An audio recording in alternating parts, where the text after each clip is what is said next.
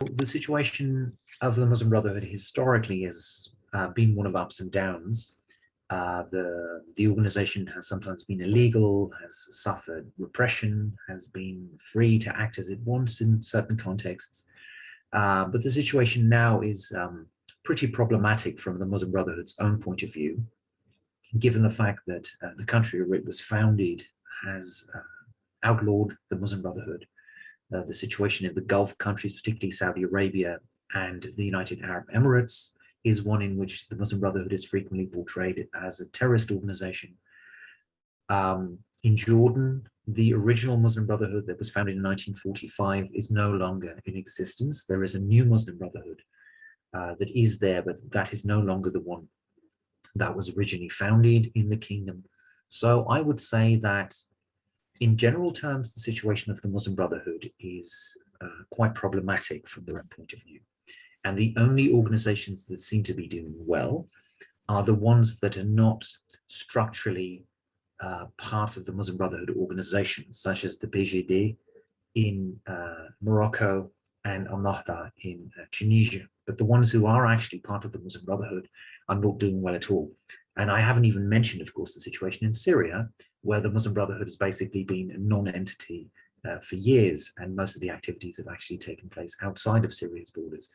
There was at one point some hope that the Muslim Brotherhood would be able to be revived in Syria after the Arab Spring, but of course with the failure of any of the militant groups, including the Islamic State, etc., to fight off the Syrian state, all of those hopes have come to naught. So I would say that generally speaking, the Muslim Brotherhood is not doing too well in the Middle East. Well, there have always been internal differences within the different Muslim Brotherhoods, so within the Egyptian and the Jordanian and the Palestinian, etc. And there have always also been local differences between the different Muslim Brotherhoods.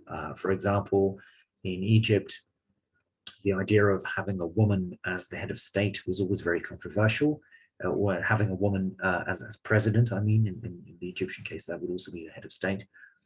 In Jordan, that was never really a problem because the only person who was elected, the highest person elected, was the prime minister, who was not the head of state. So that was not really an issue for Jordanians. The Syrian Muslim Brotherhood has developed its democratic ideas, I think, a bit further and a bit earlier than other Muslim Brotherhoods sometimes. So there were these local differences. There were also internal differences within local Muslim Brotherhoods about the willingness to accept the state, the willingness to accept democracy, the willingness to participate in elections, the willingness to go along with the state, given that that same state was repressing them, the willingness to compromise with regards to women's rights, minority rights, etc. So I think that there have always been differences. And those differences have not really been solved given the dire situation of the Muslim Brotherhood that we just talked about. It's not as if they are now thinking, okay, we have a common enemy, or we're all being repressed, we must come together. Those differences, particularly with regard to societal rights and freedoms, so women's rights, freedom of speech, such issues, continue to be very emotive for many Muslim Brotherhoods, many Muslim brothers. And the differences among all kinds of issues continue to exist. And I don't see that happening changing very quickly. I think that that is likely to endure.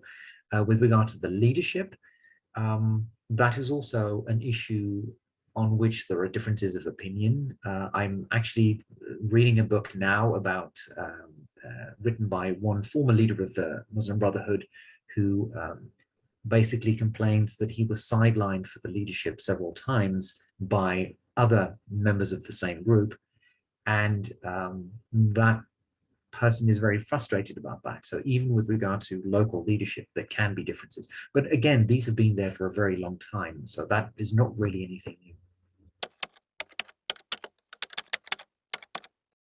Well, Hamas basically is the Palestinian Muslim Brotherhood now.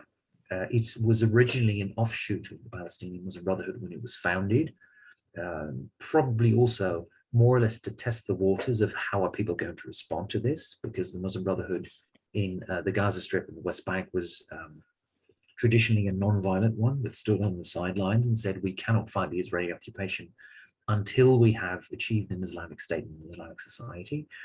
But when the Intifada broke out in December 1987, Hamas was launched as a sort of group that would satisfy people's needs for violence or resistance against Israeli occupation on the one hand, but at the same time retain a level of staying on the sidelines on the other.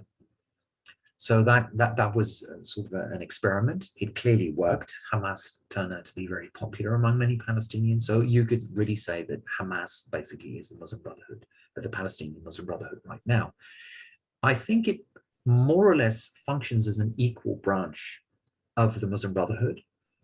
Having said that, though, Hamas obviously doesn't have its own country like the Jordanian one or the Iraqi one or what have you does have.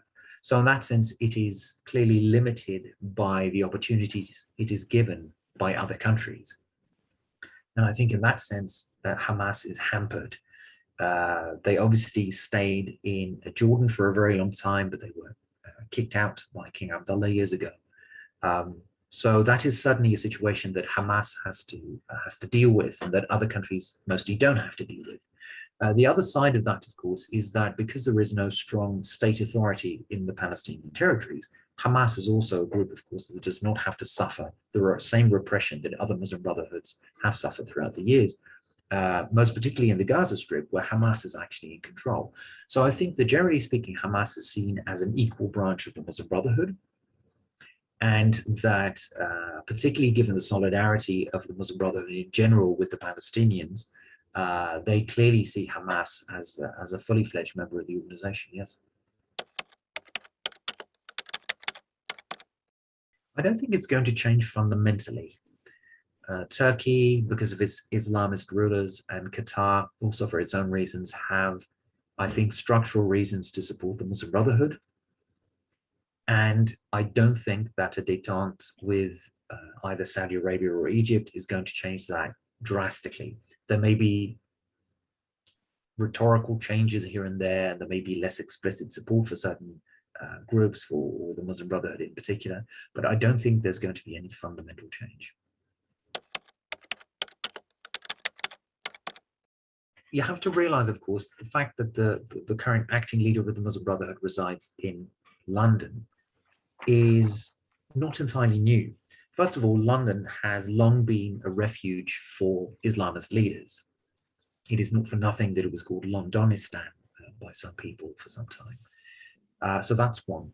A second is that the Muslim Brotherhood has long tried to have international connections in such a way that it would prevent it from being crushed entirely if things were bad in Egypt or in Syria or in any individual country, so they would have something to fall back on. So this international structure was actually founded and cultivated by people like Mustafa Mashur and other leaders of the Muslim Brotherhood from the 1980s onward and the 1990s. So in that sense, this is nothing new. Also, I don't think that the Muslim Brotherhood sees its most important future in Europe, although Muslim Brothers have been active in Europe for years. The situation is just pretty bad for them in the Middle East, but they definitely want to get back, and they also are still quite popular among large parts of the population in the Middle East. So I don't think that this is a sign of a shift. It's more out of necessity than out of desire or a choice. It's not a matter of choice. It's really because they have to, and that, I think, is the important thing to remember here. I think there is an ideological affinity, but the cultural one that I just mentioned is lacking. I mean, Milli Görüs is obviously a very Turkish organization with roots in Turkey and the Turkish diaspora in all kinds of countries in Europe. And as such, I mean, they have their own language. They literally have their own language. They have their own mosques. They have their own organizations.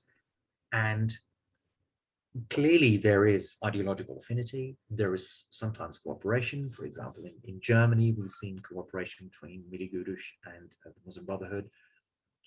because both are aiming at an audience that is interested in Islam, not just as a religion of rituals and beliefs and those types of things, but also as a religion that can serve as an activist ideology that has relevance for politics, etc.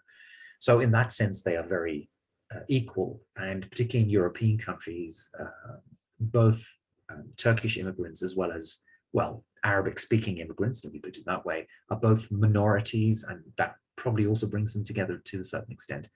But I think that organizationally, they are still quite apart. Also because the Muslim Brotherhood, it's not just that Milli Görüs is very Turkish, but the Muslim Brotherhood is also, to a large extent, still very Arab. Particularly the early leaders of the Muslim Brotherhood in Europe were very much oriented on the Arab world.